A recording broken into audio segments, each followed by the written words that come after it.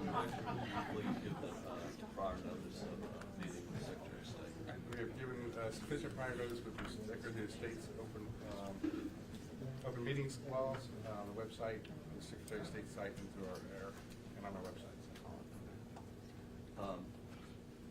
Madam Vice Chairman, will you please call the roll? Les Barnett. Les? You're on mute, Les.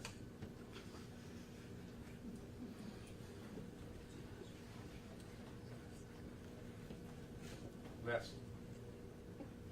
You're on mute. All right, roll call. Dee called your name.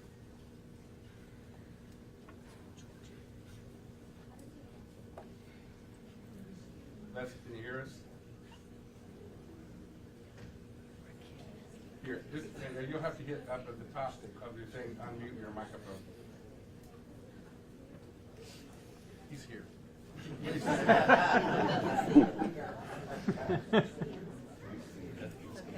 Tawana Adekunji. We're still looking. Pete Conroy. Here. Logan Glass. Present. Evie Williams here. Ferris Stevens. Here. William Green Jr. Here. Okay. We have a quorum, so I'll call this meeting to order. The first order of business is to welcome Logan Glass to the Alabama Educational Television. The Governor appointed him last week. He's the 4th District Congressional District. I'm very glad to have you, Logan. Thank you all for having me. I'm excited to be here. Mr. Chairman, might I add, this man has been interviewed by Judy Woodruff. Already? No, that was a year ago. I have, yeah. Last meeting, we discussed our money problems, and we have approximately $2.8 million less from the federal government. As we all know, the Corporation for Public Broadcasting was defunded, and the dues to PBS were $6.2 million. And so we and other stations have this problem, and so PBS reduced their dues slightly from $2.6 million to $2.1 million.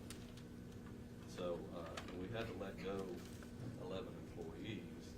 Some have been here a long time, and so the discussion on the table is for the last meeting is that we raised various scenarios. We asked our executive director to give us information about those scenarios. And so, we talked last week, everything was on the table. We have to talk that way. And so one solution, I'm going to call a solution, one option, was to not pay the subscription dues and otherwise wean ourselves away from PBS. The second option is more of like seeking a menu from PBS, like an a la carte kind of a menu, to have the flexibility to have programming that we would want that's suitable for adults and children, and for include more of what we want to do in Alabama with the Alabama Educational Television Commission. And so we do have our membership with PBS, of course, but we were looking for options about doing that. PBS at one time did have Alabama. Or the third option was basically to do nothing and hope that we could raise the money, and if we do not, we have to lay off 140.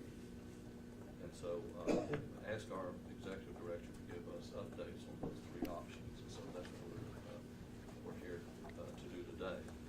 So I'll turn this over to the executive director, Wayne, to explain what you did.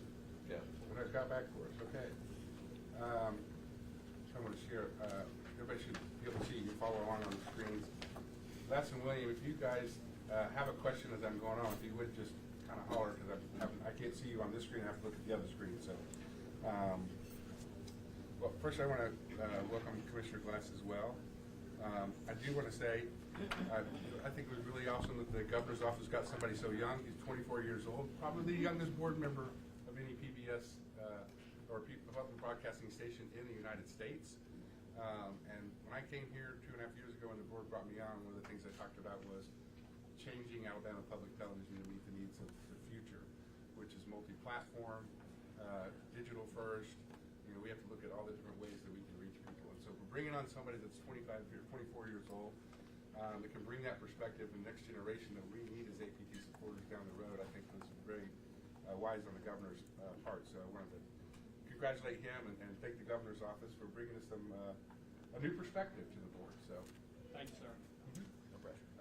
So as I get into this, I would say for the commission, if you guys have questions as I'm going along, and the slides are up, and it'll probably be easy to try to address those as we go across, if we do, as opposed to waiting to the very, very end and trying to go back and forth. There's going to be a lot of numbers that I'm going to be throwing out. So, and to my staff who helped pull all this together over the course of the last couple of weeks, if I missed something, please step up. You guys did the hard work. I just kind of put this together. So, please step up and make sure that I don't miss. If I'm leaving holes or things that need to be explained a little bit clearer, please let us know. So looking at the main 5 questions that came out of the last meetings were Commissioner Williams asked about what are other states doing regarding PBS and an option for a la carte programming. Is there an option for a la carte programming for this year? Is there a potential one for next year? Can we not pay our PBS contract and not violate the agreement with PBS? That was something we had the AG's office look into. But we also want to, or could we also keep PBS programming, but drop certain programming like NewsHour or Washington Week or anything else that we wanted to without violating the contract?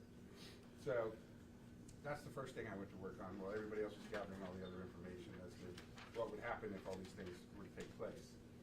So I'm part of a board called the OSB board, which is an organization of state board executives for public broadcasting. These are state networks around the entire country. And I went to all of my cohorts at the state level, executive level, and said, this summer after the PBS meeting, there were a lot of us, and after the decision bill hit, all of us were looking at the same thing. We need to look at a la carte. There was a big push for a la carte programming for a lot of stations. So that was one of the things that I brought up, and so they wanted to see where everybody was at. Since that big push this summer, the PBS has really come out and really explained why that's not a really good option. Programming would decline, the amount of new programming would decline, and it's tough to be able to program if you don't know how many stations are actually going to be purchasing it. So PBS was they're very headstrong, and they're saying we're going to stay with the way we have it. So I asked these stations, what are you going to do? So I asked if there was any planned status of their change between now and the end of this coming year, which is end of June. All stations said there was no change. And we are slightly different, and Commissioner Stevenson and I talked about this. We funded our year's CPP funds went for the current year that we were paying PBS. Most other stations would bank that for a year and then use it the following year. So not everybody was in the same situation budget-wise as we were. Oops, sorry, go back. Is there any consideration in changing your status with PBS beginning next year? Out of the 17, one said it would depend on dues. One said yes, they were still considering it. 15 said no. And like I said, this was a swing from the summer. Are you in favor of offering a la carte? 3 said yes. 3 others said yes, but they would probably back not changing because they know it's going to happen. With their stance with PBS, and 11 said no. If there's not an a la carte option, would you consider backing out? That still came down to basically depends on what the dues are from PBS. Are you concerned about the funding from your state legislature this year? 15 said no, 2 said yes. Are you for any reason considering ending your relationship with PBS at the beginning of next year? Any reason? 14 said no, and it's still the other 2, and the third one said yes, and then 2 said depends on what the dues are going to be. PBS will have those out, by the way, to us in December. Actually, they're meeting today to decide whether to help reduce or. Well, they're meeting today to talk about programming a la carte. They will announce the dues in December. Yeah. Yeah. And a lot of those stations are, the questions we're having to deal with right now, they won't deal with a year from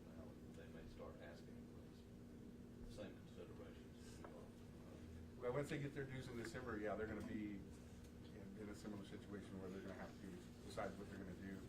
Yeah, that But would the year, that their year is funded and ours is ahead of time. right. I just got, sorry, but I kind of walked through these pretty quick, but, well, I'll go back to this. So a la carte option is not an option this year. For next year, PBS is holding a meeting today with general managers to address that topic and really kind of cover why they can't do a la carte. The dues calculation will come out, will be available in December. But everything that I've heard from our PBS rep is there is no plan to change and make an a la carte option. As far as the PBS contract, we got a ruling back from the Attorney General's, their statement was they didn't see any way we could get out of our PBS contract, which goes through the end of June, without 180 days notice. So that, depending on when we gave that 100-day notice, it basically locks us in right now through April, May of next year. We also have a DHR contract, which was with the Department of Labor. It says DHR through September 30th. There's a typo there, I missed that. Through September 30th next year, we use all the content that we use are 62 modules that we use for training pre-K, and that all has PBS programming, characters, basically their information that we use to train these trainers. So it would mean we would have to come up, this is the only program, this is the only thing we have approved right now from the state. So for us to replace, we would have to replace all of that simultaneously running with what we've got right now to be able to then turn around and have something new to keep the training, because it's ongoing online training and in-person training. The next question, could we keep PBS but drop programming like NewsHour and Washington? And this is an option. I talked to PBS. It would not result in any change in our dues. We would just not air the programming, and we would be taking out of the common carriage for those. PBS has recently announced that they're going to end NewsHour weekend. So when that goes off, that is not us, that is PBS. They're going to be taking that off in January, and they're going to create 2 new shows to replace the weekend NewsHour. And that just goes to, I think part of that goes to show what PBS is going through the same internal structure of changing funding and stuff right now too. And so they're looking at how they can function and do things to be able to pay for programming. So now I'll kind of get into the what ifs and what mores and stuff of what this means. So just to look at everything that PBS provides to us right now. And so PBS is it's a strange beast. I came for 33 years in commercial broadcast. Everything's for profit. You know how that works. When I came over here, it's a totally different animal. It's a public, private, and government. Everybody's contributing all for the common good to make everything. And there's over 260 television stations in the United States that are part of PBS. And there's stations that could not operate if it was not for PBS, because they couldn't afford programming to put on. They couldn't afford to do any of these things. So it is truly a partnership between private and public. That's why when you guys see we do the fund drives, it's so important we say we need your support. Because a lot of these small communities in Alaska and Texas and New Mexico wouldn't be able to support themselves without what PBS is giving them for what they pay for their license. It's all based on population and how many people actually watch, and how many people give. But these are all the services. So PBS Learning Media, which is what we use for DHR contract, that's covered by PBS. That would go away.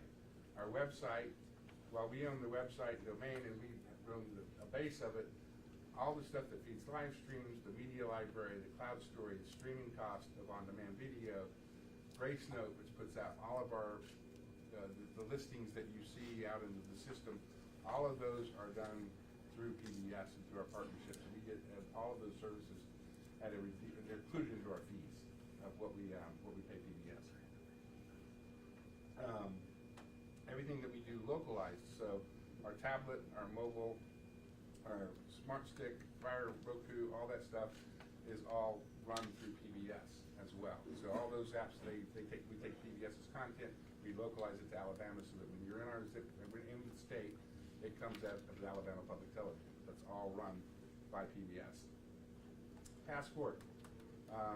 Passport is all run by PBS, everything that's there, but it allows us to monetize that content for donations. So everybody that's a sustaining member pays at least $5 a month, is a sustaining member. All that money comes to us. It doesn't go to PBS. It goes to APT. APT YouTube channel, we're part of a multi-network channel affiliation, so it puts all the PBS stations within the entire country into one YouTube channel, which allows us to have our contract integrated with every station around the country so people can come in and watch.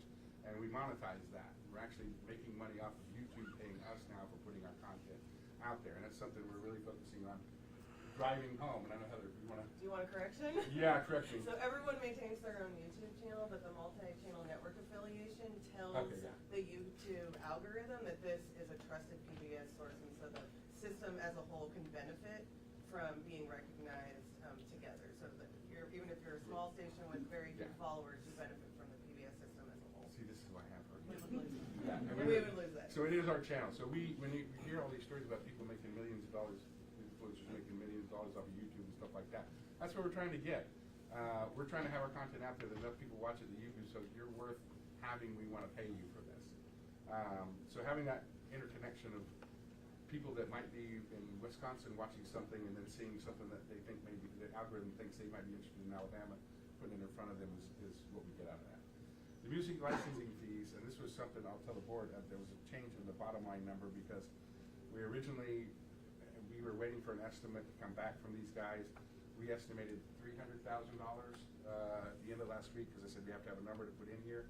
We got the number back today. It's over $900,000 for our music licensing. And I'll go into that a little bit further, but that's covered by PBS with our dues. Programming and social media post, and then our educational post, PBS puts out, they have a team that puts out for all the different programs that are going to come out, for Masterpiece or whatever it is. All of our stuff comes in pre-prepared. All we have to do is localize it and get it out into our social media streams. So if we lost all that, that means we basically have to hire somebody to come in and create all that for us to re-put that back out. Based on whatever we would do locally. Our membership newsletter programming, a ton of that stuff is already pre-produced. We take that content that we get from PBS, and we get this from our other producers as well. So there would be some of that, but it would still add to more workload of stuff, and probably part of what that social media post person would do.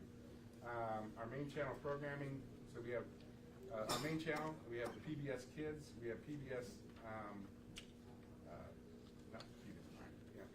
main channel, PBS Kids, Prime, and Ken's specials like Ken Burns. Hopefully you guys are watching American Revolutionary. I have not got to watch it yet. But those are on our main channel. And then our sub-channels, we have 3 other sub-channels that people watch. We don't have ratings on those, but we know people watch because when something goes on, we don't run the right thing or something goes off, we know they call. But PBS Kids, which is 24/7 kids programming, Create, and World are all covered by our dues with PBS. We don't have to pay them for that. It's covered within our dues. And then one of the last things, and this is, so I'm going to get kind of technical here, so I'm trying to keep this as simple as possible, but because of our contract with PBS, for a long time, APT was not carried on Hulu or YouTube TV that had live channels. I think we discovered that the first year you guys did high school football because people complained because we couldn't watch it on YouTube TV. Part of that is because every station has to negotiate a deal with them. So the big commercial like Sinclair and Nexstar and Gray and those guys, they have how much markets, they go negotiate a whole deal with YouTube and Hulu to get their stations off carried. And they usually end up, they pay for that. Well, we're free, but it's a lot of work for YouTube to have to do that, and it's really, there's no commercial value. I mean, there's no financial incentive for them to do that. We don't give them any sort of advertising on there, which is how they do a lot of the stuff that they do, is they barter that program. So there's no financial incentive for them to take the trouble to go out and program every single station in the entire country. The PBS worked for years to try to get that done, and they did in 2023, summer 2023, and we're able to cut a whole deal for the entire United States with Hulu and YouTube and DirecTV, all those, so that those streamings were included, and they were all localized to their individual markets. Right now, it represents 48% of the way people get TV now. Imagine a lot of you guys do streaming stuff, but people don't use just cable anymore. Cable's at one of its lowest levels. Broadcast with ears has actually gone up, which whoever thought that would happen, but more people are getting stuff off there. But that is the biggest way people are getting their streaming now. If that went away, APT would no longer be available on those services through the state of Alabama, which would mean half the state would not get us. PBS would fill that with their national program. So PBS would be available, it just would not be APT, it would be all the regular, the PBS programming that's filled from national. And that would hurt us in a couple of different ways, because first off, that money just leaves and goes straight to them, but if you look at it, it's 1 million potential households that we lose. We use those ratings as how we get underwriting, how we get our high school sports revenue. There's a lot of things that would affect. If we had that's just half the audience just going away, if that were to happen. Looking at replacement costs for all these. Any questions, by the way, so far? We good? Looking at replacement costs, the board actually sent me some ideas. Mike and I started working with the programming service, with NITA, with the American Public Television, all these people we work with now for programming, looking at what the thing was. Commissioners threw out some suggestions like NASA TV, independent producer services, Wonder Room, Nat Geo. I mean, at this point, we can look at it, and we could look at all the different options of what we can try to do. So we didn't say we're not going to consider anything, but looking at different options that we have. But to try to get some sort of, for this meeting, what's a price tag that we can try to put, how much would it cost to replace all this programming? We got an estimate from American Public Television, and American Public Television runs a lot of has a lot of syndicated programming that is similar to PBS. They run a lot of what they call complementary programming to PBS, primetime stuff. So if we were going to create a primetime lineup, that's probably the closest thing we could get. So we went and said, what would you be able to put together for us? And we said we need a year's worth. They came back to us and said we could program 4 nights a week. Here's what we would look at doing, and here's approximately how much this would cost. So with this, they have a movie package of 96 movies that we could get, so we can run a brand new movie every 1 night a week. On night 2, we could run Midsummer Murders, My Life is Murder, Hope Street. This is some of these British, like masterpiece type stuff. A lot of these are old masterpiece stuff. Keeping Faith.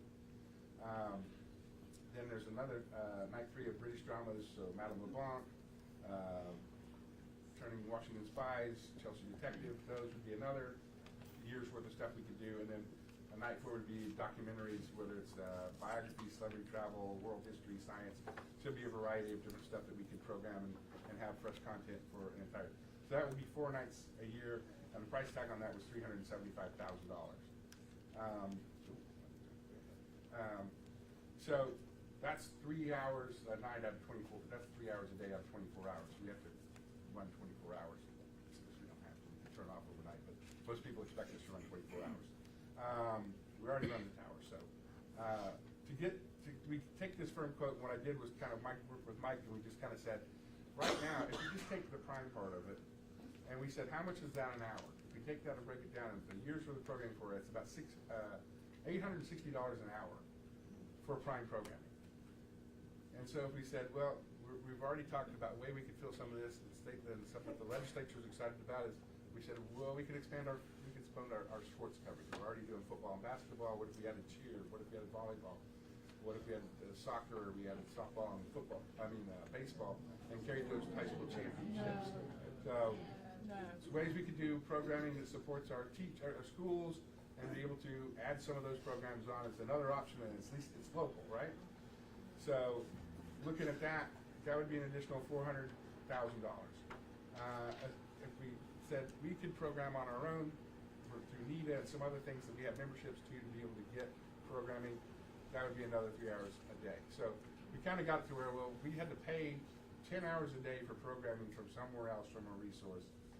And assuming that it was say half the price, or a little bit, half the price, a little bit less than half the price of prime, because it won't be in prime time, what would that be?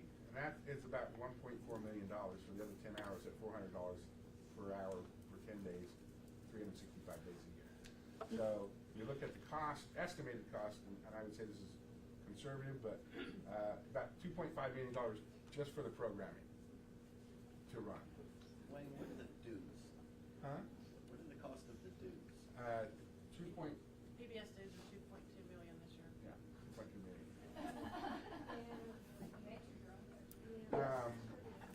Additionally, covered in our PBS fees are the music licensing fees. So all these shows and everything all have music licensing. We have to be covered for all that. It's charged by the transmitter. So that's we were figuring $30,000 per transmitter when we calculated it on Friday. We got the cost back from ASCAP, BMI, CSAC, and it's $97,312 per year per transmitter. Or FCC. Per FCC license, which we will have in December. We'll put up the tower in Winfield will go live, and we'll have 10 transmitters, or 10 licenses. So you take that, that's $973,000 just in music licensing fees. And the reason, and that seems super high, but it's because at that point, we're going to them as Alabama Public Television. We're one network. PBS negotiates on the rights. Well, it's actually PBS and NPR, because it was done through CPB. The contract that they have currently running, which goes for a couple more years, was negotiated by CPB, and it's for every public radio station and every public television station in the entire country. So you're talking thousands and thousands of stations that they're negotiating rights for with them at the same time. And so that's why they're able to negotiate the rates that they're able to do. If every station, and this was one of the big things that everybody was panicking about was, well, if we ought to pay our licensing fees, that's almost crippling in itself. I know this is kind of hard to see, but it's coming up. Digital changes just in the cost of changing some of the stuff for our digital. So I broke this out for our website.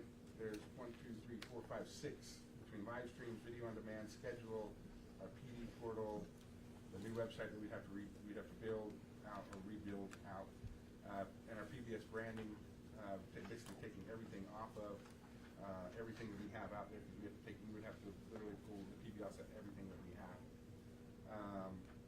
Our APT app, the learning media, to replace that, music licensing, which I just kind of covered. The digital staff, we figure we're going to need 3 more people into the digital department to rebuild everything back out. And then there'd be staffing of at least probably 2 or 3 people in education to try to rebuild everything for the learning media side of it, for the HR contract.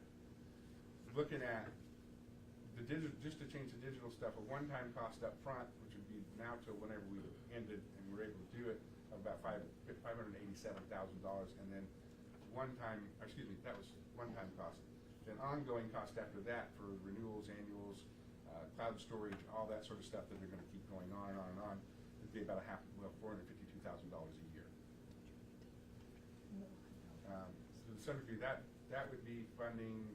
The half of that we would need before we ended our relationship with PBS. Our member services contract, that's the people that we use to help do our membership. So the newsletters that you get, the emails that you get, the reminders that you get, that all of our members get, telling about everything that APT is doing, and talking about we need your donations. We're having a pledge drive, all that sort of stuff. All the ancillary, the products that we do during pledge that people give, all that is managed by. We just switched to this company this last year, and they've been doing a phenomenal job. We just switched to them. We have an agreement with them to 2028. We would need a 180-day notice to get out of that contract. And if we terminate for convenience, other than if we went bankrupt, that would be a different thing. But if we terminate it out, we just don't want to do this anymore, that's about $3,300 a month we have to do this. I would say right now, we were seeing an increase in our donations in August and September. Wayne? Yeah. Just to be clear, maybe this is Melissa, but we have 2 accounts. You know, there's the state account, the foundation account. Mm-hmm. Where are these PBS dues? Which account do the PBS dues come from? They come from the state, the state account. It's important. And all the funds that are raised by the Member Services Bureau, for all the donations that we give them, say they all go to the foundation fund. This is important in case we lost membership, so we don't have. Yeah, and this is, yeah, if for some reason, if we were to cut PBS and we lost our membership, yeah, this contract still goes on regardless of what we do. So just looking at it overall, on the changes of the stuff that we would need, just physically and virtually, because of all the digital and online and everything, we're looking at a one-time cost of $606,000, and then an ongoing cost of $3.5 million. That $3.5 million ongoing cost would cover the digital and services stuff that we need to do, the programming and music license fees.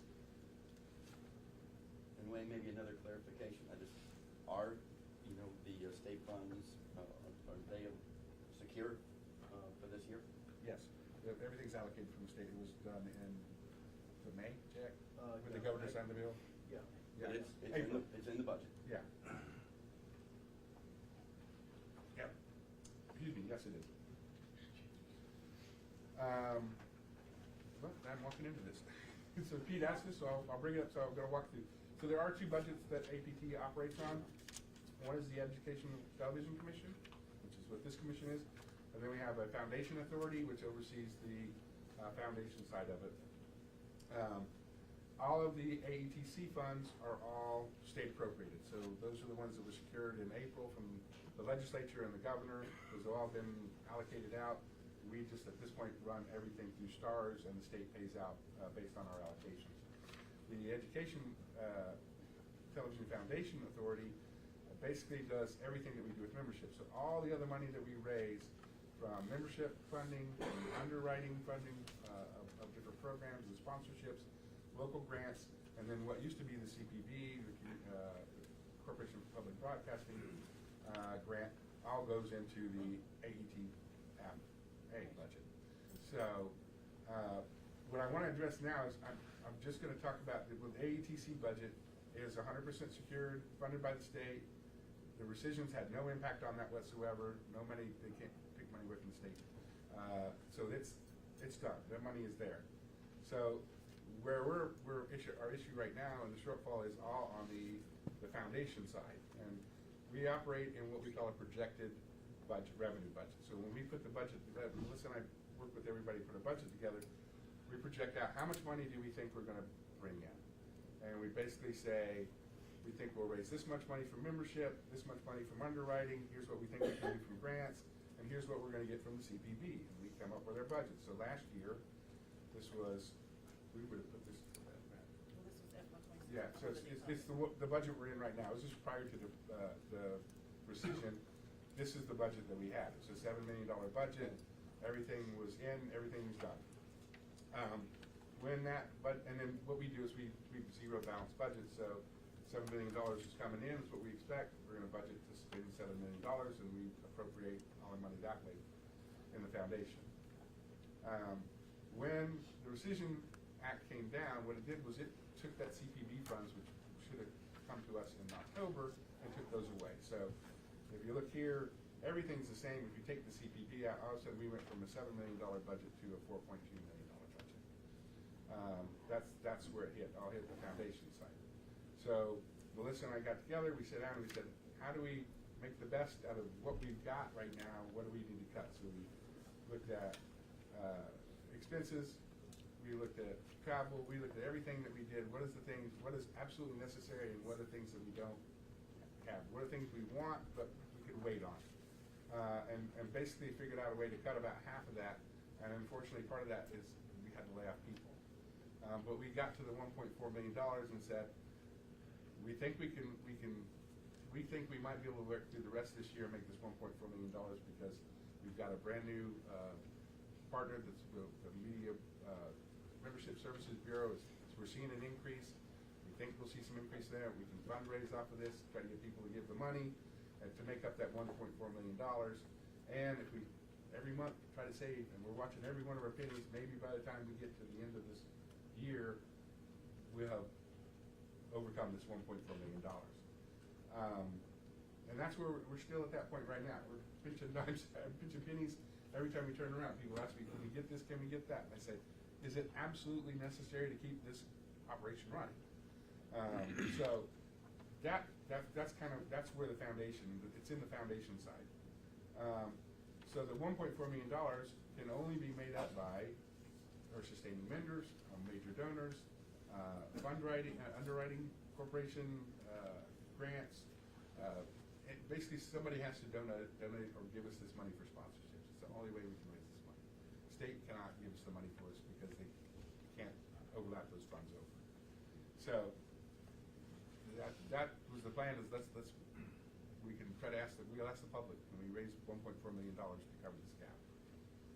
So that's the situation we're at right now. And so what I told Ferris is I come from the business side. That's where I spent my whole career, and I always try to look at what are the all different options, and I see 3 scenarios of how we can handle this, to which the commission then can decide which direction they want to go, and then we'll have our marching orders and we'll start working to that end. But one is, if we drop PBS completely, our annual estimated membership would probably drop $2.4 to $2.7 million. And that's based off of KETC. That was a station in Los Angeles, I think the only station I know of, but the last station that said they were mad about PBS dues. They thought they were too high, so they said they were going to break off, they were going to go independent, and they lasted 18 months. And the numbers were 80 to 90% of the membership that they lost. If you take this, all that adds, so for 1.4, say it was 80%, that would put us at $3.8 million that we would actually be in the red if we drop PBS completely. Adding to that, 1.4 million, that put us at 3.8. If we decided to, hold on, so yeah, I'm gonna go. So basically, looking at this is what I wanted to try to say. This is where we are right now. Current shortfall. If you look at the digital cost, the one-time cost, the ongoing cost that would be from basically once we started that, the programming cost for July through September that we've basically already used, that we're going to probably have to figure out something for. Membership cost, membership loss at 80%. We're talking about $6 million. And if you take that and you take the ongoing costs, we're about $3.2 million, looking at deficit going into 27. The other option that was brought up was, could we just drop NewsHour and Washington Week or any other programs that we decided we didn't want to carry it with PBS?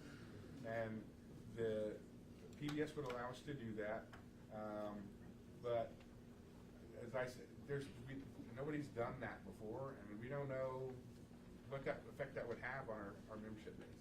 Wayne, No data up there supporting anything to say we lose this or that or whatever. Wayne, excuse me. So how would we go about getting a number in terms of how that would impact membership? I mean, any number we come out, it's going to go. It's a guess. Yeah, yeah.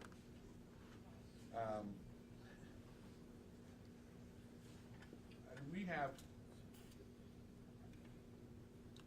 and you just pull a number out of your head. I don't know. Honestly, we don't know how much it could be. It could be 5%. It could be 50%. I don't know how to manage a guess of that. You can look at PBS. We get PBS, what they get for NewsHour, what we get, but I mean, it's all of that is speculation. Yeah, I mean, but if you wanted to pick a number, just pick a number, and whatever that number is, we can go with. I don't say how I would say I don't see how we don't lose at least a little bit. Almost. Yeah. I got two or three more slides, so that's it.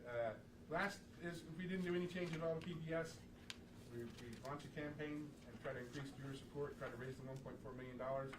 In September and August, we had a 17% increase because I think of the Rescissions Act. A lot of people stepped up and gave us more money because they knew we were behind. So there's the possibility of doing it that way. As it stands right now, with the shortfall we have, if we add to that at all, that just means more more stuff that we have to do, but we may have potential more employee layoffs. In our foundation right now is our education team and our content producing team. So everybody that produces local content for stuff outside of some of the Capital Journal staff, all those people are foundation employees. So it would inhibit the more money we lose and don't make up with the 1.4 would inhibit how much more content we could actually produce locally. And if you think whatever we lose membership-wise would probably not come back, and our membership, we got to count on that again for next year, and the next year, and the next year. So whatever we end up doing, and whatever that number ends up, if we were to do this, whatever that number ended up being, probably going to be the number for quite some time. And that's it. That's kind of the situation right now. If there's any questions that the commission has, I'll be happy to answer. If there's numbers you wanted to go back to, I can go back to numbers on the slide too. I was going to say, I'd like to make a motion, pay our bill to PBS and honor our contract. Okay? Well, okay.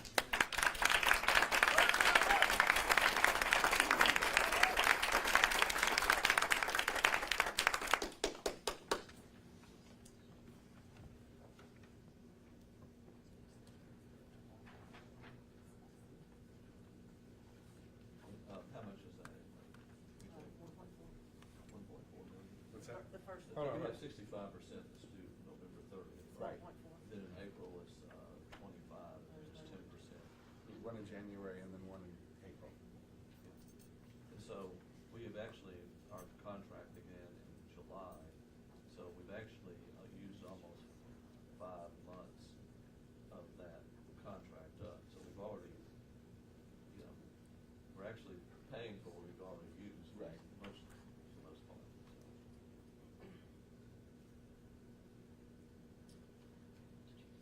And by the way, I think I'm right on this as far as the state's obligation. Just FYI, this is not, but I don't think the state can be sued because it's sovereign. Well, I'd like to second the motion. Thank you. Yeah.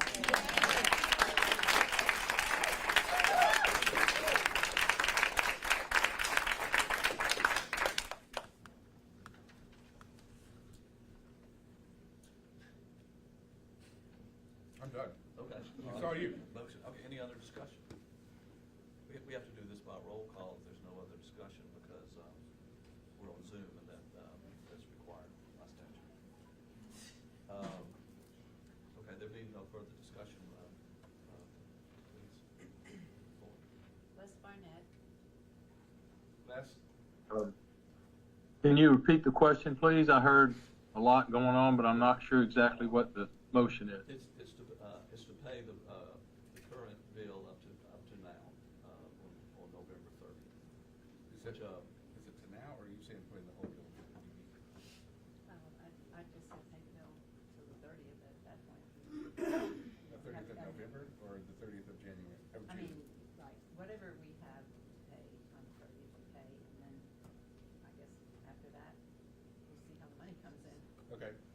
And PBS may change their tuition, their fees this December, so we may not have as much, I hope. Those fees won't start until October of next year.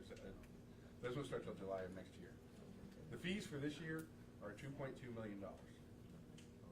Yeah, they're not going to change at all. Yeah. The ones that I was talking about, they're looking at are for will be from July to June of next year. Yeah.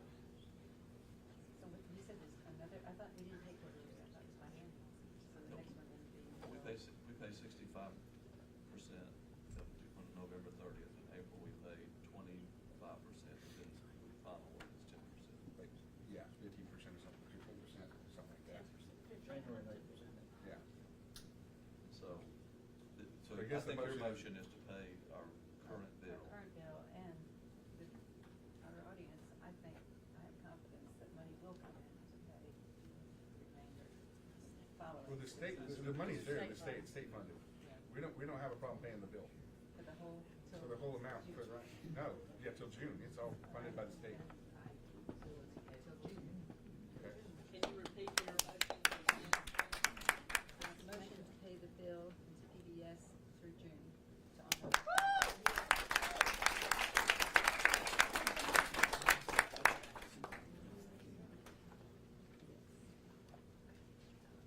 Did you hear that, Les? No. Could you Okay. get order in the room, please, Mr. Chairman? Because I'm having trouble hearing. And I just, there's just not, this is not what I expected. I expected that we were going to have the members and the staff being able to talk. I didn't expect this sort of noise. And so I'm having trouble. I guess I'll pass on the motion for right now. So you can- That, and then you can say it later. Tawana Adetunji, We ever get a She did not get on. Pete Conroy, Yes. Logan Glass, I support the motion. William Ferris Stevens, Yes. William Green Jr. Is William there? Yeah. William, could you hear that? You're muted, William.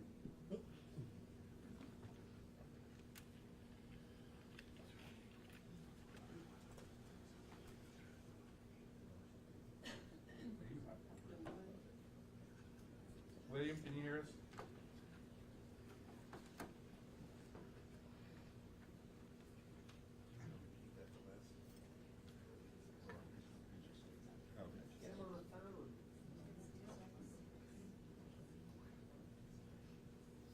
Did we lose William?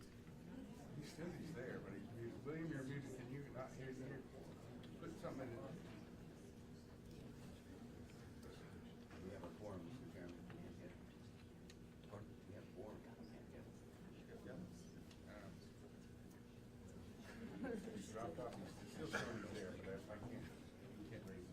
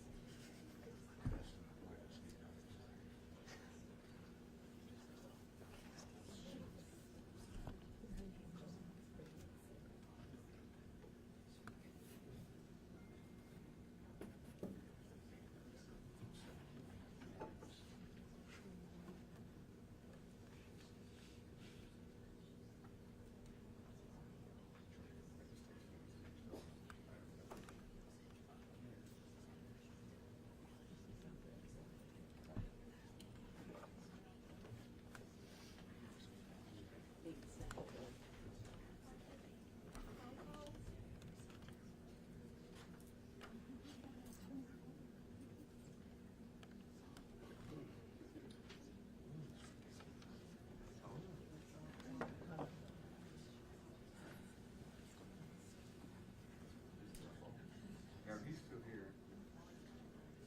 So, what do you want to see, right? And that might be right, because I'm not sure if he's out of pocket. I don't know. He has never been on camera, so. Yeah.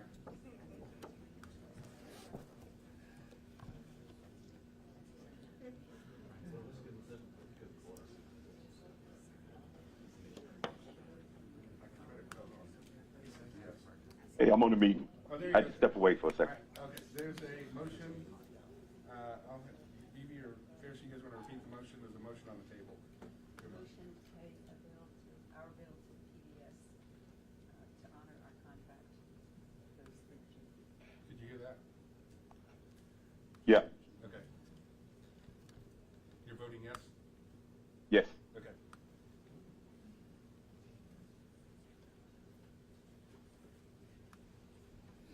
Okay, motion carries.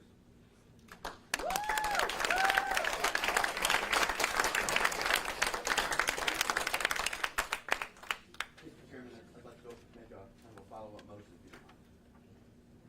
I think everyone has had the opportunity to see the governor's letter, and so I part of the motion, I'd like to make certain that the letter go into our record with the APT. But beyond that, I'd like to request that Wayne establish a committee that would have broadcasters, legislative input, public input, to really fulfill this detailed, plan that she has for us here. And so that's the motion, is to task, put this into the record and then task you to come back with a suggestion of a committee that you would vote on at the next full meeting. Okay. So I'm looking for a second. Correct me if I'm wrong, but the way I read that is that she's asking for the study in the event we wanted to wean our way away from. No, that's not how I read it. But that could be a part of the analysis. Okay. And of course, we can talk to her. Which, in that case, that would be very wise to have done that, at this point. So what's your motion? Make certain that this goes into the record, but beyond that, ask Wayne to develop a committee that would include public input, legislative input, and financial legal analysis, so we can make a deliberative decision. And but Wayne would put together a suggestion of a committee. What would be making the deliberative decision on? What would be The plan for our future. Just looking for a second. Mr. Chairman, I'll second Commissioner Conroy's motion. Move to second. Any discussion? Any discussion? William, okay.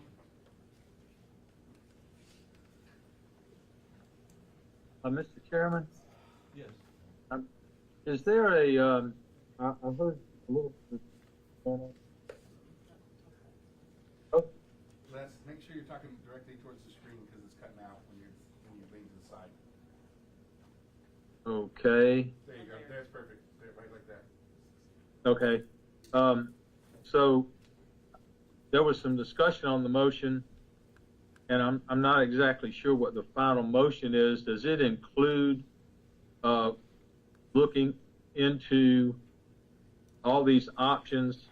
Well, first of all, is this document was someone's name mentioned when they were talking about this document? Which document? Has there been that's what I'm trying to understand. Is there The governor's letter. was it The governor's that's letter. it? Okay, gotcha. So we're not talking about anyone's proposal or anything that anyone worked up already in the past. No, he was referring to the governor's letter. Great. Okay, thank you for that clarification. So the second question is, the motion as it reads, would the secretary or the recording secretary please read back the motion that's on the floor and has been seconded? D. Conroy made a motion that the letter from the governor be put into our record of this meeting, and that Wayne Reed establish a committee to fulfill the detailed plan from the governor to include the public, legislators, financial and legal analysis, and that he should submit a suggestion of this committee at our next meeting to plan for the future. A plan for, is there a goal? I mean, I've been on some public boards, but mainly business, and whenever, we spend money on research, we're trying to find out an answer to a question, or we're trying to see if there's this option available or something along those lines, and find some kind of a financial analysis of it, a marketing study or something like that. I'm trying to understand the mission of this motion. What is the mission of the motion? Is it just to do the polling, which was what was mentioned as our obligation in the governor's opinion under the law, or is it more than that to come to some other objective? We just trying to meet the objectives of fulfilling her view of what our legal responsibilities are. That's fine if that's what it is. Else, is there an objective other than that involved in this motion? You want to know if there's an objective. In other words, what's the committee's going to decide what? And I guess How can we best fulfill I think Les is, I think Les, what you're trying to say is you don't want to spend money if we don't have an ultimate goal. I think Pete's saying, let's get this committee together to figure out if we did some studies, what those studies would be to make sure that they're relevant for any money that we would end up spending on them. So I don't Right. think they would be doing anything until the board said, yes, okay, we can move forward. I guess maybe we revise that. Less. Sam? I think it's got to do with, kind of like when you came to the board and you said, we need more STEM education. And now we're up to 50%, it's because of you, bringing that up. So when he says this, it's that PBS is going, there are good programs out there. And the more that we can put in there, the better our APT will be. Now, we have a good base. And I said this earlier, you don't throw the baby out with the bathwater. At the same time, if there's something out there, which I happened to come across a program that I loved, it was out of the Woodson Center by Bob Woodson. And he is teaching character. And he worked with kids that were juvenile delinquents. They were youthful offenders. And had a tremendous impact on them. And that kind of program is out there. Finding it, making sure some of it's free. You can bring that in and we can add it. So I'm saying we got something to go with in the meantime. And I was, and so was Mr. Green, very interested in honoring our contract, because that's David pay bills. And so we want to maintain a good name. But I think that would be included in that, where we could be looking, always keep our eyes open. And, you know, it may be something that goes nationwide. If PBS sees it, we can at least use stuff, and developing our own stuff as well. That some of the stuff that's come out of this place is great. So is that part of the motion? So that's what Do you're you asking. want to add something to the motion as to what they're trying to do, or? I think he's just, I think Les is just looking at a little bit of clarity of what direction they're supposed to be going. That board, our committee. Is that part of the motion? Maybe it's not. I'm just looking for clarification. Yeah, I Is understand. the intention of the motion come up with some action that we can take or consider taking, or is this motion simply to fulfill the requirements that the governor specified in the letter, which is fine if that's what it is. I'm just asking that question. Yeah, both. He said a little bit of both. Okay, so we vote for this, then Wayne, I'm asking you this because you're the implementer, right? Right. So you're going to bring us some deliverables that give us different options. So we have 1, 2, 3, 4, 10, 12, whatever options that we can consider. Yeah. That's the way Okay, I would look at it. And those And would be, I'll also vote for the motion. yeah, that would be based on what, what this committee comes back with these variety of people, going, here's the different things that we see that are options that we could look at, the board can consider. So, yeah, that And would say you're yes. charged with that, Yeah. is my point. Yeah.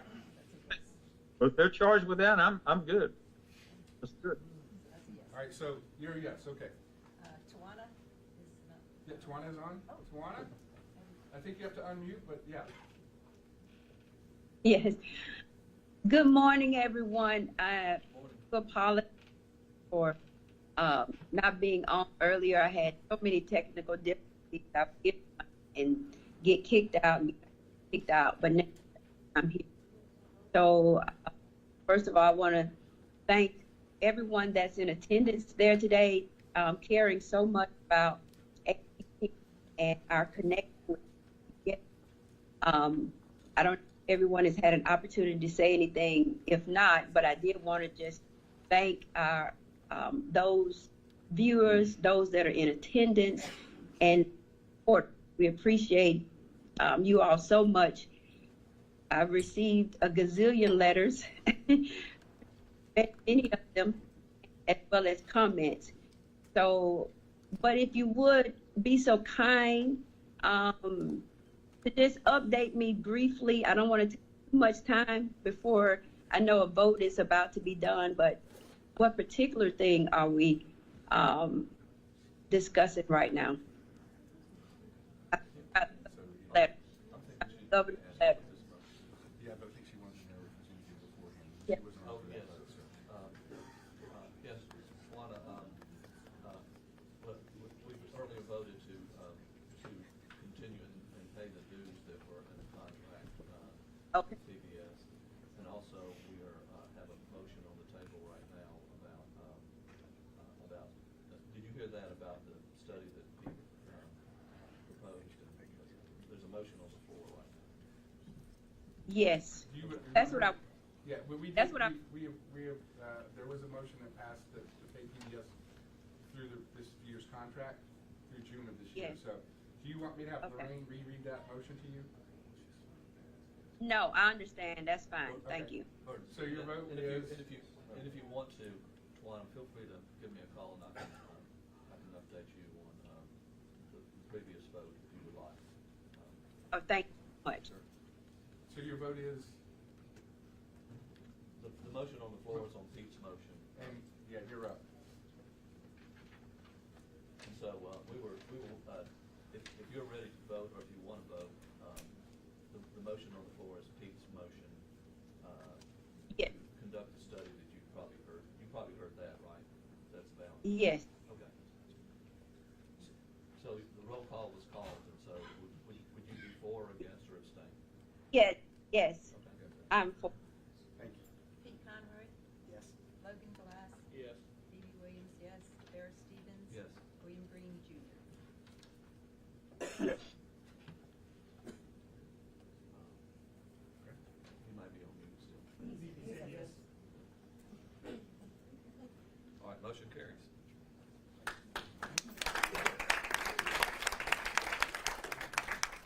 And I apologize for one more motion, and I'll stop. But, I'd like to make a motion that we set aside 30 minutes right now to hear from some of the people in this room. You are representative, I would guess, of the 1,400 some emails we've received, and posts and texts, and, like, Tawana, I just thank you enough for being here, not knowing what would happen, and, but in any case, thank you, but I am making that motion that we, take, 30 minutes to hear from individuals, maybe, Ferris, 2 minutes apiece, 3 minutes, whatever, probably 10 people, something like that. So, and this would be looking for a second.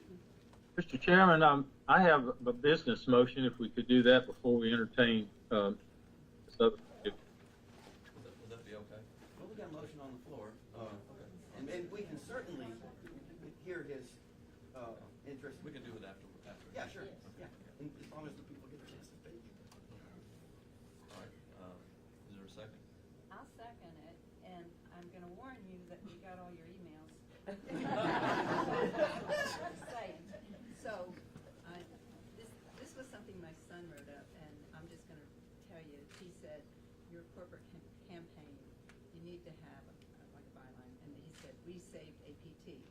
So when a corporation funds a particular show, at the bottom, we help save APT. And same thing with people that are in a school and the little kids do a fundraiser, or Panera Bread, and you know, or one of the companies that takes in money, 30% goes to your project. So whatever it is, we wanna give them credit and give some people who made, I'm a protester from way back, so when everybody showed up here, it was like a very peaceful and kind protest, and a lot of smiles. And it was wonderful. So anyway, I'll second what he said, and then definitely less we need to do other business. So the motion's on the floor, 30 minutes to hear from the public. Terrific. About 2 minutes apiece. Motion is seconded, all in favor? Well, we have to do roll call. We have to do roll call. And just a little discussion, how we pick people, it's gonna be tricky, and there's, you know, and so, like, Mr. Chairman, do you wanna be the guy that makes, but I would like to recommend in particular that Michael Schneider would say a few words, because we've been speaking with him about the fundraising plan, really that your son is co-developing, and you may not have known it, Michael, but your ideas, there's some synergy right there. So Yes, I don't see Michael, but I talked to him as well. Thank you for your Barnett? What's the motion? It's on, the motion's on, having, comments from the public. Let's see, limited comments. Having Limited comments from the public. before the business? No, after your business motion. Okay. Okay, yes. Juana Adetunji, Yes, absolutely, yes. Pete Conroy, Yes. Logan Glass, Yes. Phoebe Williams, yes. Ferris Stevens. Yes. William Green Jr. Yes. Okay. Motion carries unanimous. Okay, well, before we proceed, Les, you said you had a motion that you would like to, propose. Well, yes, if, I couldn't, there's been so much noise, there's people talking, I have my background noise, I've used all the technology I can figure out to block it, but I'm getting background from people who don't have microphones or aren't to speak. So I don't know how that's happening, but it is happening. So my question is, and I will make a motion if the answer to this question is no, is have we already notified PBS that we don't want to be May or whatever date that we want to take the 180-day option? Have we done that yet? No. No, we haven't. I mean, the way it was explained to me, if we give them the 180-day option notice, then if between now and then we decide to move forward with something else or come up with a modification or whatever, with all these other people that are going to be confronting this by that time, that we're in a good place. But then if there is another option on the table, we could exercise that from PBS or anyone else. But if we don't give them the notice in 180 days, then we would have to wait longer. And so that's what I'm trying to figure out. If you haven't given them that notice, then I want to do notice, because that doesn't cost us anything. All that does is give us options.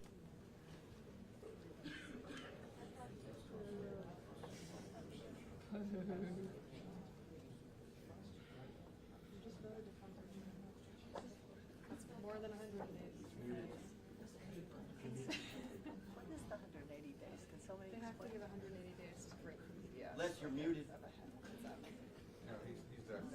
So he basically wants to know, did you guys hear? He wants to know, do we want to exercise the 180 days before 180 days to give us the option? Is that your motion? Is that a If motion? we haven't already done it, then yes, my motion is to do what the Attorney General said was our only choice, that letter we got from them, and then the clock's running for us to make other options before renewal comes. But if we don't, for the 180 days run out. But if we don't give them the notice, then every day that goes by, we still have to give them that notice until we finally break October, September. So the motion is to give them notice if we have to give them notice. 180 days. In the letter. I From think the- it's, Les, I think it's Thank you. 180 days from whenever we give them the notice. It is. And so, but anyway, that's what, So my motion is we should go ahead and give them the notice because that doesn't cost us anything. And it gives us options. Just voted to fund through June. No. all right. So, if you have a motion, would you please state the motion? Would you Me? please- Yes. Yeah, my motion is to give the 180-day notice to PBS as required by our contract for the Attorney General.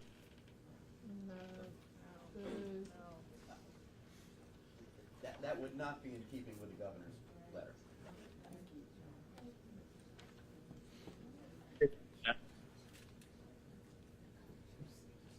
Did you hear Pete? William, can you hear? William? Yes. Okay. Tawana, can you hear? Yes.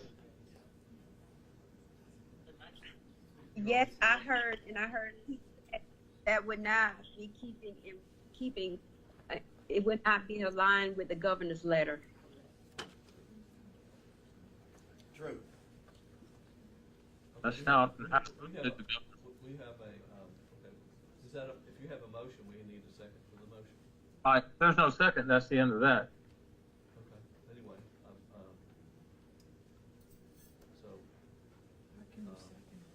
So the motion is on the record. Is there a second to the motion at this time? Okay. Anyway, there's not a second, I don't think. Okay. Thank you, Les. Is there anything, the meeting is still active. Is there any other motions that any of the commissioners like to vote? Oh, yeah. Yes. We just want to thank Senator Roger Smitherman and Senator Linda Coleman from. Linda Coleman.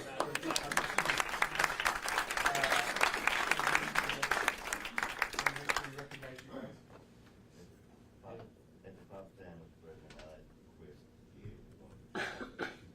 You got it, since you got funded. I've dealt with Senator Smith. Okay, there being no further business, I'll entertain a motion to adjourn. No, we're good.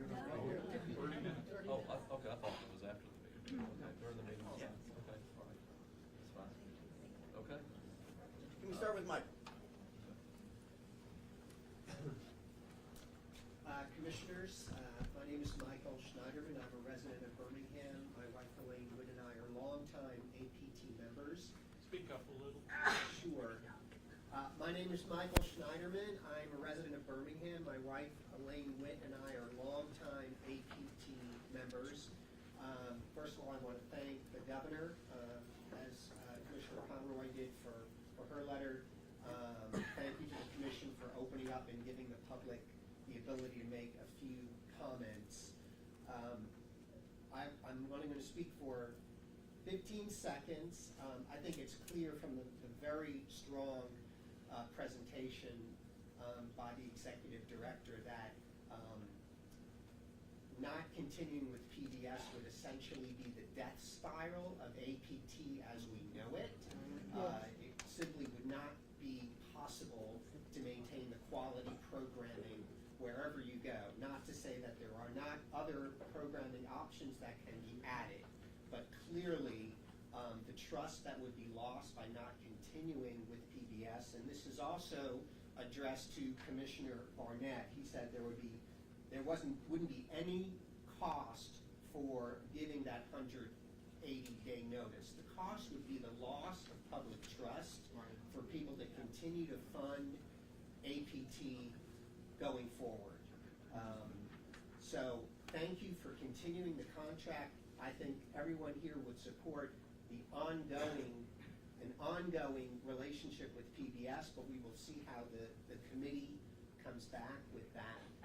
And again, thank you for opening this meeting for public comment. And I think you should be prepared for these meetings to have a much larger public attendance in the future, and that there should be a public comment period for this meeting at every meeting, as there are for most public committees. And now I defer to Senator Smith.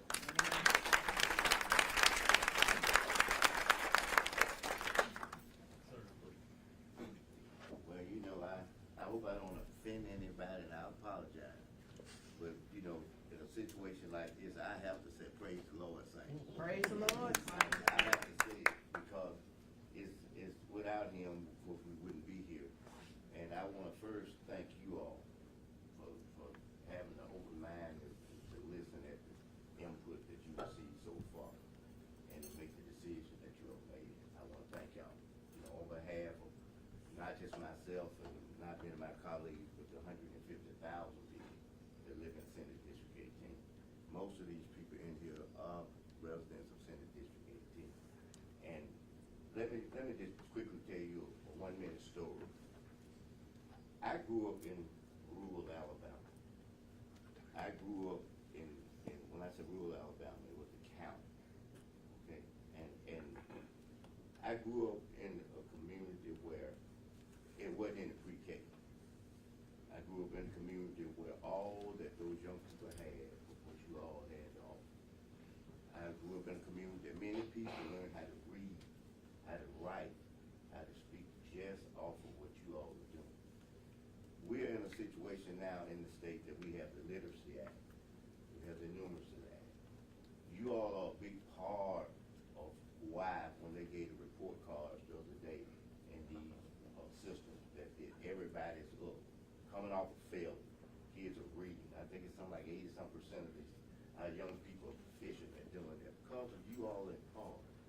And to take that tool away would set our young people back in this state. You all feel a big void and gap. And it's our job as the legislature to fill that financial gap on the side where we can fill it. Now if we got surely, and the Lord has blessed me to represent these people for some 32 years, and every day of my life I've been in the Senate, I've been on the Budget Committee. So I know that the money is there. I know we got $400-something million in the rainy day fund. To lose you all, it ain't raining, that's a tornado. That's a storm. I know we got $600-700 million in our technology fund. And I also know that we have other funds that we can surely provide revenue. $2.2 billion, and if it increases to 2.8 next time, that's a drop in the bucket for what the damage that could happen to our young people in this state. So I just want you all to know that I am with y'all 100%, and I say it like this. They can put a chain and hook a train. That's the only way they're gonna pull me for standing up there for what you all do for our young people in this state. So once again, I welcome y'all to the Middle Senate District 18, and on behalf of all our young people, and many of them are not able to do like other businesses are, and that is have a lobbyist. These are their lobbyists. We are their lobbyists, standing in the gap for them. And anything I can do on the other side that you all are trying to do to stabilize that as well, just call on me and I'll be glad to do it. I end like I speak, all who agree with what you've heard and what's been said. Let's say amen. Amen.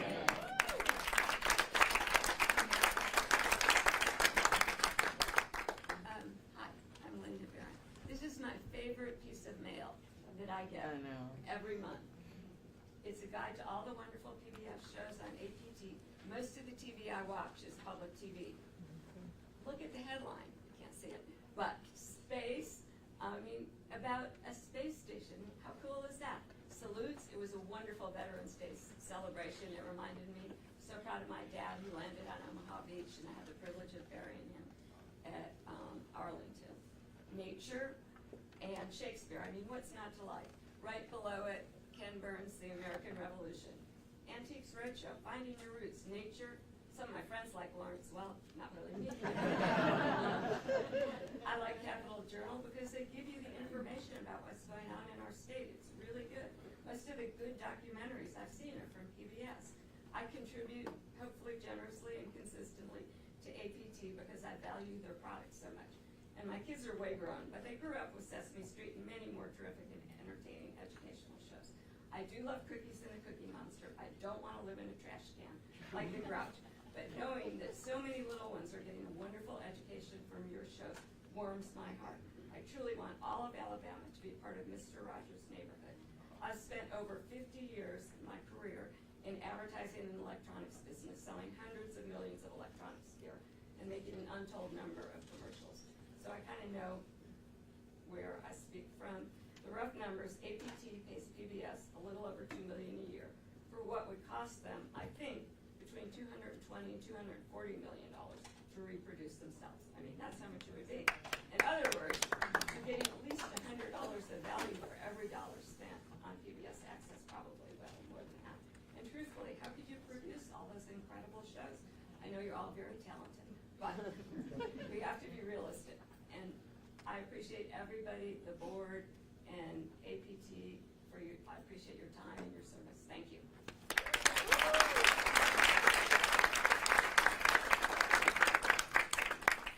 I'm going to try to make this quick. My name's Elaine Witt, and I'm born in Montgomery, 68 years old, so I'm almost as old as APT, and I hope I've been subscribing for as long as I could. First, I want to say, I agree with Ms. Williams. You can raise as much money as you need to from we subscribers. Nobody has come to us and said, we're in a crisis, we're going to lose PBS. If you put that on 15 seconds before every program that you run, you can raise what you need to raise. But you have to rebuild trust with your viewers. And right now, and with your members and with your contributors. And right now, you are in a crisis of trust because you have threatened to kill PBS. So you need to not only pay the bill, you need to commit to try to save PBS. Because if we think that you're trying to kill it, that you're kicking the can down the road so you can kill it in 180 days, I'm not going to send you another $1,000. I also want to say something about the NewsHour, because I've heard a lot about the NewsHour, and I know everybody doesn't like it, but I would like you to watch it. If you're hearing bad things about the NewsHour, please watch it, because we've all seen Fox and we've all seen MSNBC. It's partisan. It's commentary. There's no reporters on the ground. You turn on the NewsHour, you get an hour of news, and you might not like the way they present the news, but they're bringing in experts. They're in the field. We're considering intervening in a civil war in Sudan. Who has reporters on the ground in Sudan reporting to us from there? Not MSNBC, not Fox News. They're just a bunch of commentators. No, the NewsHour does, and we can learn, and they'll go into it in depth because they have an hour. There's no other hour of news on TV that is that valuable. So if you want to do an a la carte system, I'm against that. But if you decide to do that, please watch the NewsHour before you decide you don't like it. And thank you for what you do, Mr. Stacy.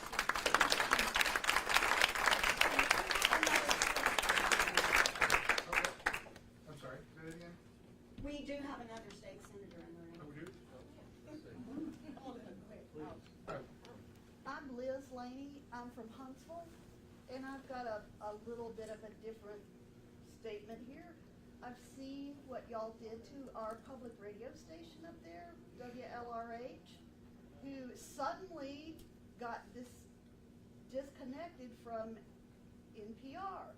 And I can tell you what it's done for the community up there. You've completely lost our trust. And I don't know how that's going to be rebuilt. I have several friends on the staff at WLRH. Most of them have quit. We resent that there was no public input from our community. We resent that we can't find financial pictures of WLRH. We can find those for WBHM, but we can't find them for WLRH. I've heard a la carte programming tossed out.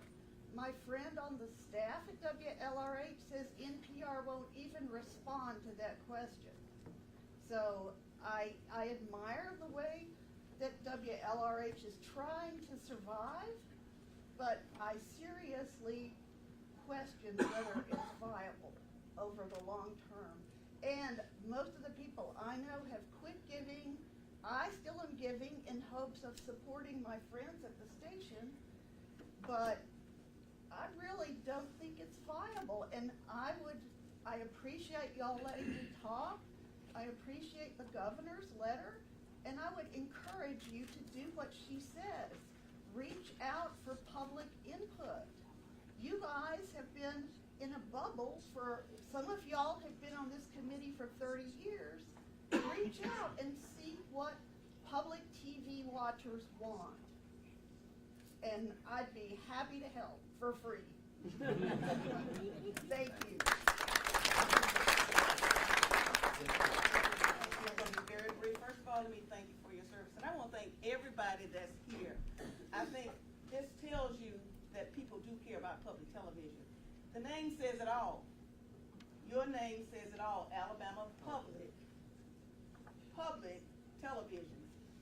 I have traveled around the world watching public television. If I didn't have to have regular cable, I wouldn't have it, but the only reason I have it is because I'm fearing that I may lose public television. That is my go-to station. And all the stress that we go through, I turn on public television, PBS, that's it. And people say, you're not a kid. I said, but you learn so much. I don't want future generations. I'm a former teacher, special ed. We talked about kids have grown up learning. Parents, when they bring their children home, it's, I won't say a babysitter, but kids are learning. I have an autistic grandbaby, and he learns by public television. To take that away from future generations, all the things that, again, you may not be able to travel around the world. I have the opportunity now, but I've already been there with public television. And the good thing about it, when I do go, I know whether they're telling me the truth or they're giving me a snow job. It is trust. We trust public television because we know that the information we get, in particular on PBS, is going to be true, is going to be factual. I'm hoping that it will be around for 100 years. It's kind of like Wall Street for me, as far as I'm concerned. And what we don't want to do is, the kids have this phrase, we don't want to dumb down the next generation. Because of you, they are who they are. They are going there, imagining places that they've never been before, and outer space and every place else. So let's keep PBS. Thank you for your service.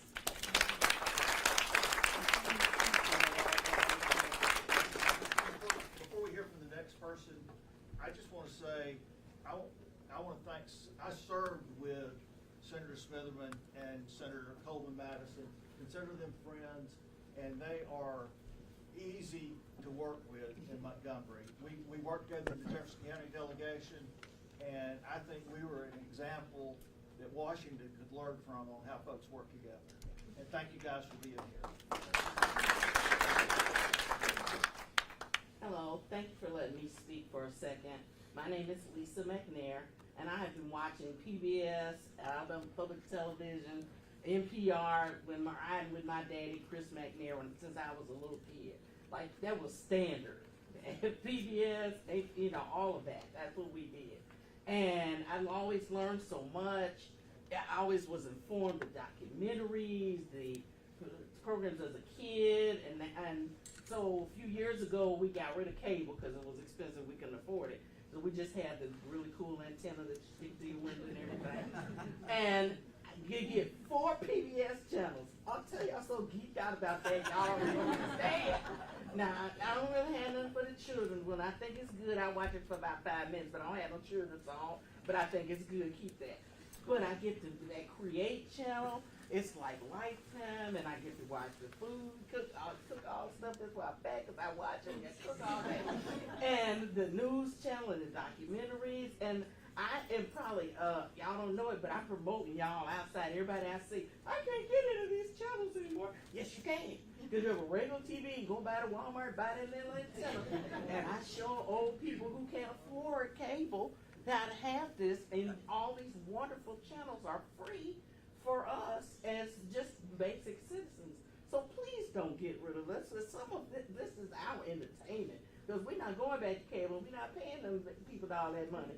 And when I do make a donation to everything y'all do. So please consider keeping this forever. Thank you.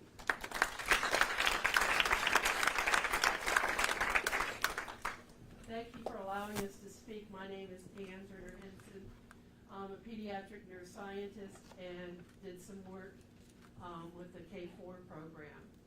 We saw in the news that our scores are up.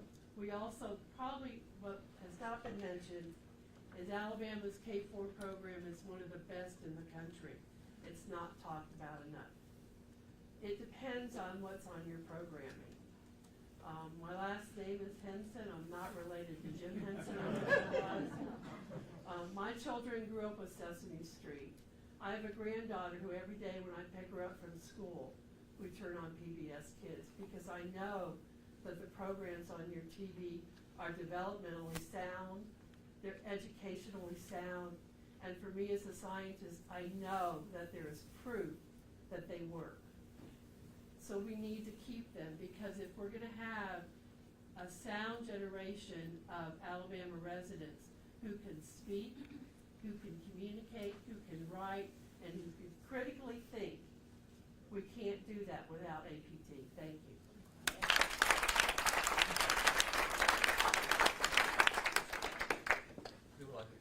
My name's Bill Willard. My wife Jean and I came down from Gadsden. I'm sorry for my raspy throat. My parents brought me to Gadsden in 1955, and we were astounded.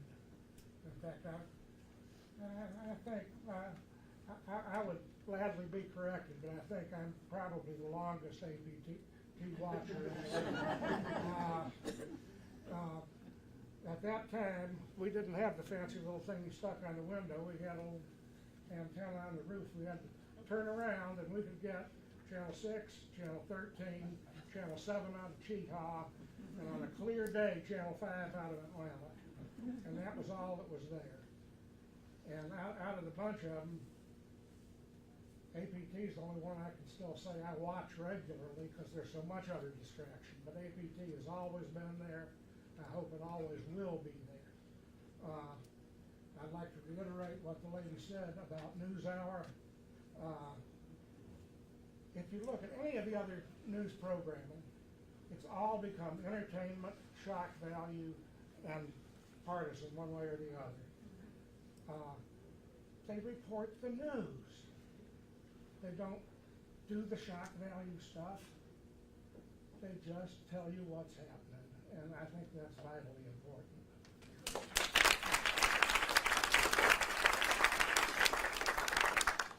Good morning. Thank you for hearing us.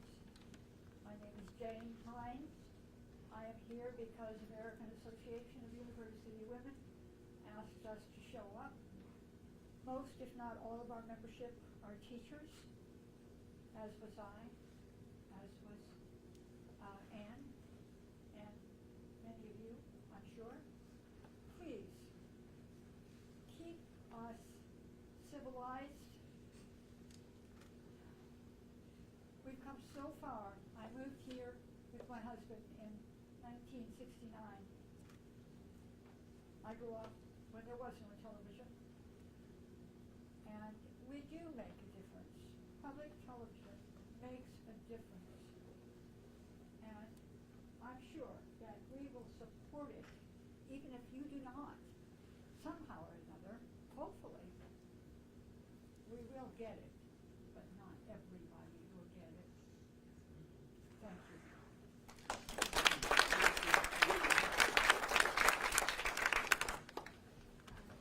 My name is Diana. The reason why I came here was because my son, he's level 1 autistic. He has been watching PBS since before. My son was developmentally delayed in every way. He could not speak. He had a hard time walking. There was a lot of things he had. And PBS is the reason why my son is at a kindergarten level at 3 years old. He watches every single day, every single time of PBS kids, especially Daniel Tiger. And we always say, everyone's our neighbor. We need to be kind to others. We need to love thy neighbor. And I've been teaching him that, and that's why he's the way he is right now. And many kids, my son goes to an autism clinic. All those kids watch PBS. A lot of kids benefit from it so much, especially autistic kids. I don't trust any other, I have a hard time trusting any other place except PBS because of how partisan they are and how they don't have any politics in it at all. It's all about loving people, being united, being friendly to others, and loving everyone as who they are. And that's what we need to be teaching our children. That's what I want to continue. And please, this is for the autistic community. We need PBS, especially for me. I'm a single mom. I can't afford cable. I have to just base it on watching PBS Kids and YouTube. And it would destroy my son if he cannot watch Daniel Tiger every day. He has a routine, and you guys understand with autistic kids, if they don't have their routine, it goes down the window, and all it goes back to regression. So we need PBS. I thank you guys so much for continuing this conference. contract, and I hope for the future you continue this forever, so we can let the kids actually be kids and watch PBS as great as it is. I thank you guys so much.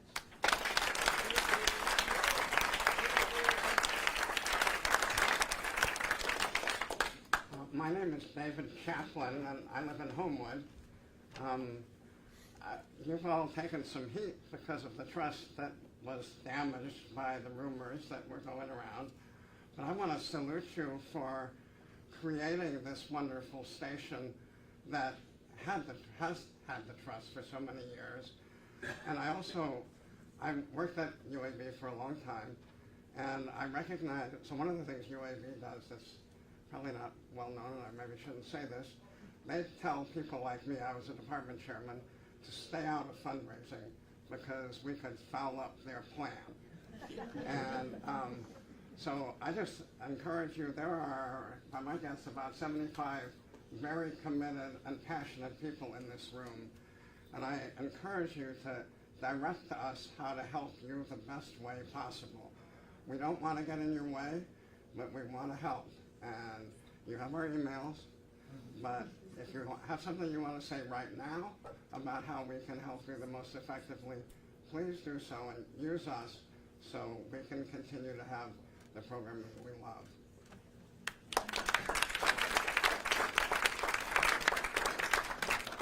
My name is Michael Jones. Thank you for the opportunity. I know we're getting close to the end of the 30 minutes, but I did want to, she mentioned Daniel Tiger. Well, his predecessor, Fred Rogers, said, look for the helpers.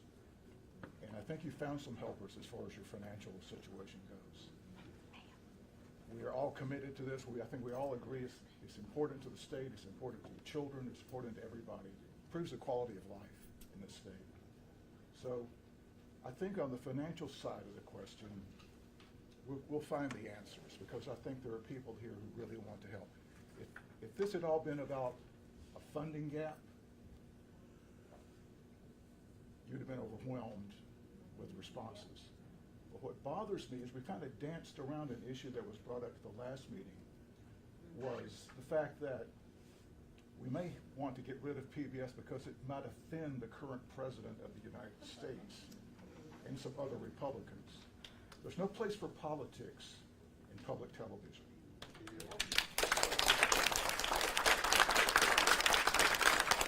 There's an elephant in the room that we don't want to talk about today because of all the press you've gotten in the last week.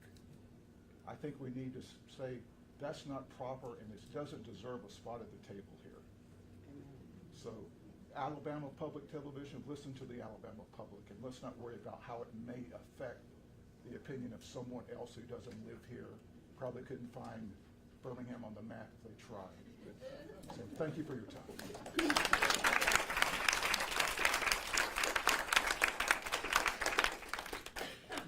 My name is Frank Blanton. Today is my birthday. I'm 71 years old today, so I'm 1 year older than APT. But for all of those years, APT and then PBS have been a phenomenally integral part of my life. So I'm very grateful to all the work that's been done over the years. I'm a semi-retired music educator. I was a band director for 39 years in Alabama. And a big part of my instruction included encouraging students, in fact, putting it into the curriculum to watch live from Lincoln Center, live from the Met, New York Philharmonic, all of the magnificent arts programming that is just simply not available anywhere else. And it's right there on PBS every week. That would be an enormous loss to our future generations if they were not able to also experience some of the great arts institutions that are presented through PBS. I also have an autistic grandson who loves Daniel Tiger. I've become a huge fan of Daniel Tiger and all of the other wonderful PBS Kids programming. So thank you for making this opportunity today for all of us. And let's continue onwards with this jewel that we have. And it's unfolding before us right now with the latest Ken Burns masterpiece that I watched the first segment of last night. You can't get that anywhere else. Thank you very much.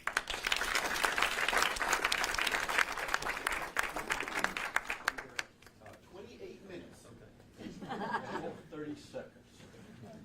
I'm Greg Flanders. I've been 50 years in rural Cleveland County. I'm a teacher, a Marine, and advocate for kids, and I helped get the first pre-K for Cleveland County. And all I wanted to say was thank you for having the courage to look after Alabama people and kids. My name is Sheila Gilbert, and I'm from the rural, I can speak for the rural people here.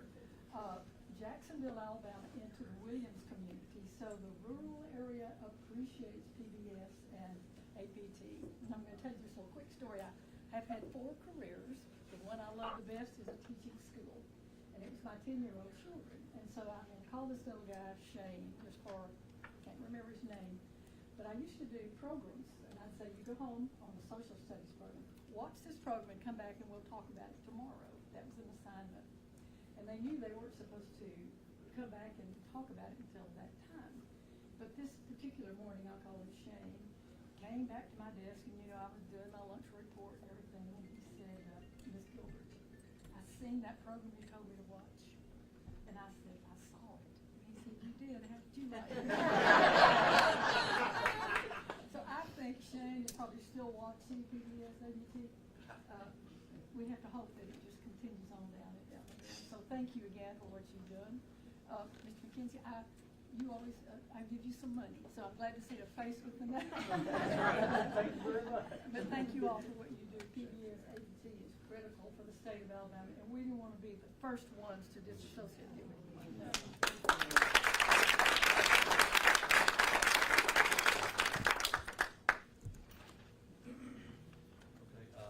Is there any further comment from any of the commissioners?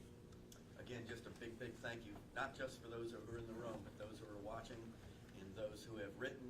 And we're talking about 67 counties weighing in on this decision. So thanks to all. I would like to somehow or another figure out a way to put all of those comments into a book. We could probably raise some money and sell it.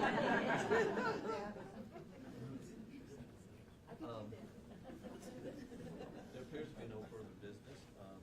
Do I hear a motion to adjourn? So moved. Hear a second? I'll second. Second. Moved and seconded. We have to do a roll call because this is an Olive. That's Les Barnett. It's the motion to dismiss, to adjourn. To adjourn, okay. Luana? Juan? Yes. Yes.